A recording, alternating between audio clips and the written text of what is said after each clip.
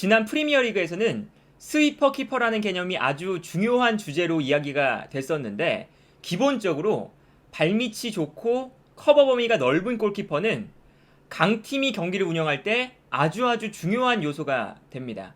일단 첫 번째로 커버 범위가 넓다는 것은 우리 팀의 수비 라인을 아주 높게 끌어올릴 수 있다는 장점이 있거든요. 보통 리그 내에서 강팀이라고 불리는 팀들은 상대하는 팀들이 수비 라인을 내릴 때가 많죠. 이제 그렇기 때문에 자연스럽게 라인을 올리게 되는 상황들이 많이 나올 수밖에 없고요. 라인을 올리게 되면 당연하게도 수비 뒷공간이 넓게 펼쳐지게 됩니다. 이제 그렇기 때문에 강팀들이 라인을 편하게 올리기 위해서는 골키퍼의 커버 범위가 매우 중요해져요.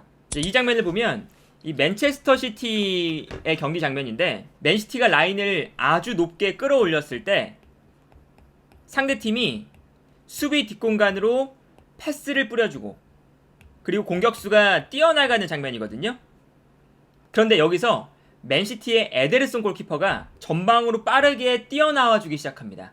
그러면서 이 수비 뒷공간을 빠르게 올라와서 커버해주기 시작하거든요. 에데르송 골키퍼가 올라와서 수비 뒷공간을 커버해주기 때문에 공격수가 전방으로 뛰어들어가다가 결국에는 뛰어들어가지 못하고 수비 뒷공간으로 넘어오는 볼을 에데르송 골키퍼가 차지하는 모습을 볼 수가 있었어요.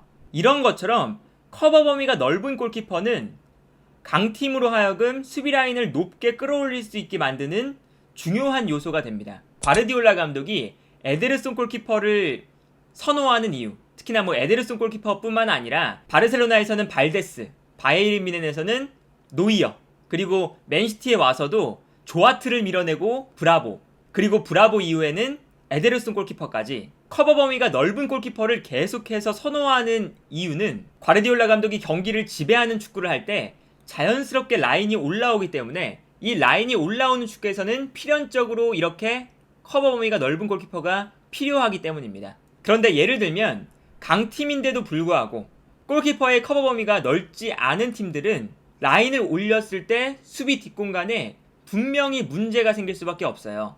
그래서 최근에 토트넘의 요리스 골키퍼가 수비 범위가 좁다는 것이 아주 큰 문제가 되고 있죠. 그래서 이 장면을 보시면 토트넘이 라인을 끌어올린 상태거든요. 그런데 이때 수비 뒷공간으로 패스가 들어가고 공격수가 뛰어들어가기 시작합니다. 그리고 여기서 요리스 골키퍼가 선택을 해야 됐죠. 뒤로 물러나서 공격수와의 1대1 찬스를 골대 앞에서 막을 것이냐, 아니면 올라와서 수비 뒷공간으로 넘어오는 패스를 공격수보다 먼저 차지할 것이냐, 이 두 가지 중에서 한 가지를 선택했어야 됐는데 결국에는 수비수가 달려와서 수비 뒷공간으로 넘어오는 패스를 끊어내거든요. 그런데 요리스 골키퍼가 여기서 제대로 상황 판단을 못했어요. 그래서 애매하게 올라와 있거든요. 이거는 올라온 것도 아니고 그렇다고 뒤로 물러난 것도 아니었죠. 그래서 이러한 장면은 기본적으로 수비수와의 의사소통이 조금은 불명확했던 장면이긴 하지만, 어쨌든 요리스 골키퍼가 애매하게 올라온 상태에서 수비수가 볼을 끊어냈는데 끊어낸 볼이 상대팀 공격수에게 흘러갑니다. 이 다음 장면을 보시면 흘러나온 볼을 상대팀 공격수가 차지했는데 요리스 골키퍼의 위치가 아주 애매한 위치에 있거든요.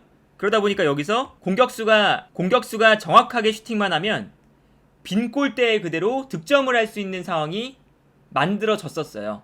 그렇기 때문에 라인을 끌어올렸을 때 넓어진 수비 뒷공간을 골키퍼가 얼마나 잘 커버해 줄 것이냐, 이것이 현대축구에 아주 큰 영향을 끼쳐요. 수비 뒷공간이 불안하다면 라인을 끌어올릴 수가 없고요. 라인을 끌어올리지 못하는 건 전방에서 상대를 제대로 압박하지 못한다는 것을 의미하게 되죠. 그리고 전방에서 상대를 압박하지 못하게 되면 상대가 너무나 편안하게 공격을 전개할 수가 있고, 그리고 기본적으로 라인을 끌어올리지 못하니까 경기를 지배하는 축구도 하기가 힘들고요. 경기를 운영하는데 골키퍼에 대한 영향력이 점점 더 커지고 있거든요. 그런데 이렇게 수비 범위가 넓다는 것뿐만 아니라 발밑이 좋다는 것도 경기를 운영하는데 아주 큰 도움이 됩니다.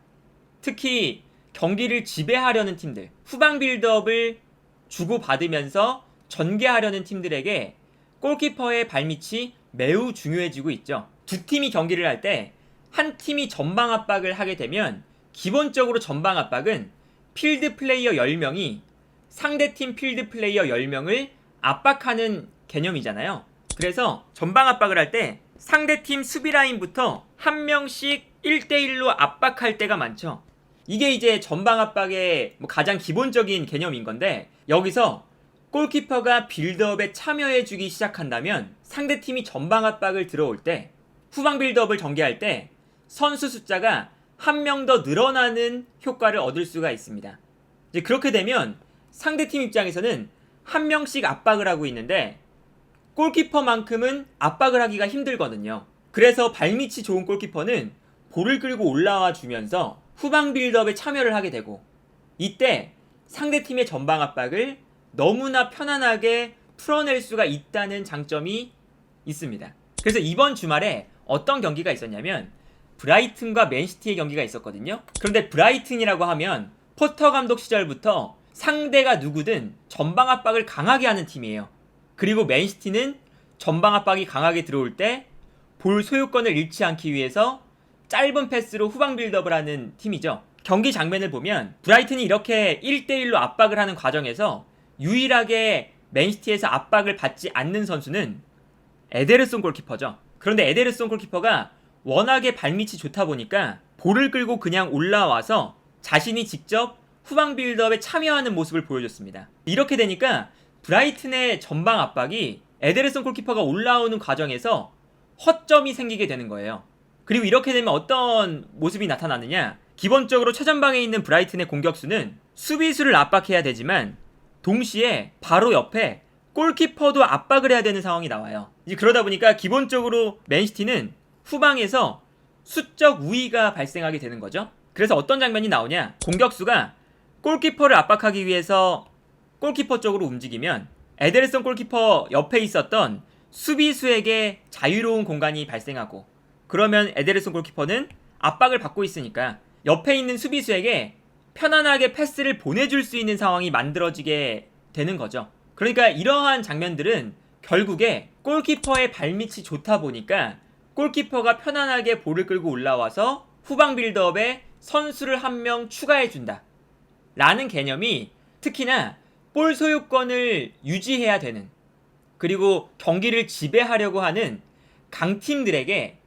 아주 중요한 경기 포인트가 될 수밖에 없습니다. 그러다 보니까 최근에 강팀들이 선방 능력은 조금 부족해도 발밑이 좋은 골키퍼를 선호하는 이유가 여기에 있습니다. 여기서 골키퍼의 발밑이 좋다는 건 단순히 그냥 볼을 끌고 올라온다는 것이 아니라, 그리고 빌드업에 올라와서 단순히 짧은 패스를 주고받는다는 것이 아니라, 골키퍼의 킥이 낮고 정확하고 빠를 때 이 골키퍼의 발밑이 매우 좋다는 평가를 받게 됩니다. 이제 이 장면을 보시면 에데르송 골키퍼가 볼을 가지고 있을 때 골키퍼를 향해서 브라이튼의 수비수가 강하게 전방 압박을 하고 있어요. 그리고 주변에 보면 브라이튼의 선수들이 높게 올라와서 맨시티를 압박하고 있죠. 그런데 여기서 에데르송 골키퍼가 브라이튼의 압박에 당황하지 않고 앞선으로 패스를 정확하게 뿌려줍니다. 그리고 이렇게 앞선으로 정확하게 패스를 뿌려주면 어떤 상황이 발생하게 되느냐, 앞선에서 맨시티의 공격 숫자와 브라이튼의 수비 숫자가 1대1로 동일한 비율로 매치가 되는 상황이 나오게 됩니다. 그리고 이렇게 되면 기본적으로 후방에서 정확한 패스가 넘어가다 보니까 맨시티가 볼을 소유하게 되죠. 이렇게 된다면 사실 수비 라인은 높은데 공격 숫자와 수비 숫자가 동일한 상태다 라는 건 공격하는 팀한테 아주 유리한 장면이거든요. 골키퍼가 앞선으로 정확한 패스를 뿌려줄 수 있다는 게 상대팀이 전방 압박을 할 때 역으로 상대팀의 높은 수비 라인을 이용할 수 있는 아주 중요한 공격 무기가 되는 거예요. 그런데 골키퍼의 발밑이 좋지 않다면, 골키퍼의 패스가 좋지 않다면 어떤 장면이 나오느냐, 이 장면이 이제 그 뉴캐슬과 토트넘의 지난주에 있었던 경기 장면인데, 이 장면에서도 뉴캐슬이 전방 압박을 들어가고 있는 상황이거든요, 골키퍼에게. 근데 요리스 골키퍼가 패스의 정확도가 너무나 떨어지다 보니까 여기서 전방으로 패스를 보내주는데 이 패스가 결국엔 부정확하게 나오면서 뉴캐슬에게 볼을 헌납하는 모습을 볼 수가 있었습니다. 그런데 만약에 여기서 요리스 골키퍼의 킥이 정확해서 앞선에 있는 케인에게 볼이 전달됐다면, 그렇다면 여기서 뉴캐슬의 수비 라인이 기본적으로 높게 올라와 있어요. 전방 압박을 위해서. 이때 케인이 볼을 받아서 뛰어나가는 손흥민에게 패스를 보내줄 수가 있었겠죠.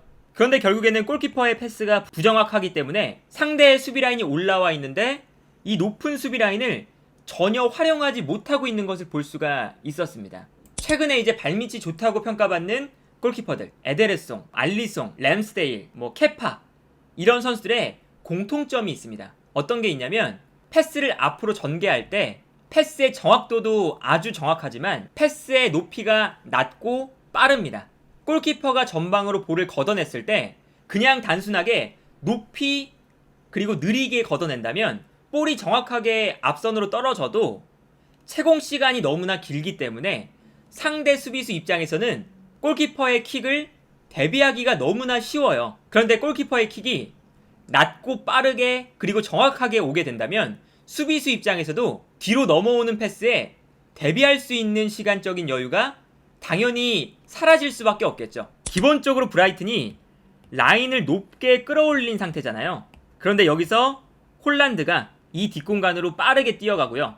여기서 에데르송이 낮고 빠른 그리고 정확한 롱킥을 홀란드 앞으로 보내줍니다. 그리고 패스 자체가 워낙에 빠르고 정확하다 보니까 수비수 입장에서도 이 볼을 따라갈 만한 시간적인 여유가 발생하지 않아요. 에데르송 골키퍼의 킥이 높고 그리고 느리게 이 홀란드 앞으로 떨어졌다면 홀란드가 아무리 스피드가 빨라도 볼이 떨어져야 볼을 받을 수가 있기 때문에 수비수 입장에서는 홀란드보다 스피드가 느려도 따라가면서 에데르송 골키퍼의 패스를 끊어낼 수가 있거든요. 그런데 이 장면에서 에데르송 골키퍼의 패스가 워낙에 빠르고 낮고 정확하게 넘어오다 보니까 수비수 입장에서도 홀란드의 스피드를 따라가지 못하면 그대로 수비 뒷공간을 허용할 수밖에 없는 장면이 나오게 되는 거죠. 스위퍼 골키퍼. 사실 이게 노이어가 바꿔놓은 흐름이죠. 발밑도 좋고 선방 능력도 출중하고 완벽한 골키퍼이기 때문에 노이어는 선방 능력도 출중하지만 선방 능력에 더해서 넓은 커버 범위와 아주 빠르고 정확한 패스를 보내줄 수 있는 킥 능력, 이게 있으니까 바이에른 뮌헨이 마음 놓고 라인을 끌어올릴 수가 있는 거거든요. 그런데 반면에 알리송, 에데르송, 노이어 이런 골키퍼와 다르게 요리스 골키퍼는 선방 능력만큼은 월드 클래스거든요. 당장 지난 경기였던 맨유전에서는 분명히 맨유가 2대0으로 승리를 했는데 그 경기에서 가장 잘한 선수 중에 한 명이 요리스였을 정도로 요리스가 선방 능력만큼은 엄청나요. 그런데 요리스에게 부족한 발밑, 그 발밑 때문에 기본적으로 토트넘이 수비 라인을 끌어올리지 못하는 이유가 여러 가지가 있겠지만 수비 라인을 끌어올리지 못하는 이유는 요리스의 수비 커버 범위가 좋지 않기 때문에, 그리고 토트넘이 후방 빌드업에 어려움을 겪는 이유 중 하나도 요리스 골키퍼의 발밑이 좋지 않기 때문이다. 이제 그렇기 때문에 토트넘이 라인은 라인대로 끌어올리지 못하고 후방에서 빌드업이 안 되니까 앞선으로 뻥뻥 걷어내는 단순한 패스가 이루어지면서 상대팀에게 볼 소유권을 계속해서 헌납하는 경기를 하는, 이러한 경기가 반복되는 것이 이 골키퍼의 발밑이 얼마나 중요한지를 나타내는 이유라고 할 수가 있겠고, 반면에 맨시티가 에데르송 골키퍼를 계속해서 사용하는 이유는 사실 요리스에 비해 에데르송은 선방 능력이 엄청나게 떨어지는 골키퍼거든요. 그런데 반면에 발밑은 요리스 골키퍼에 비해 엄청나게 좋은 골키퍼죠. 과르디올라 감독이 에데르송 골키퍼를 쓰는 이유는 경기를 지배하고 강팀의 입장에서 라인을 끌어올리는 축구를 하고 싶어 하기 때문에 에데르송 골키퍼를 선호하는 것이다. 그만큼 현대 축구에서 특히나 강팀들에게는 스위퍼 골키퍼라는 이 역할이 매우 중요하다.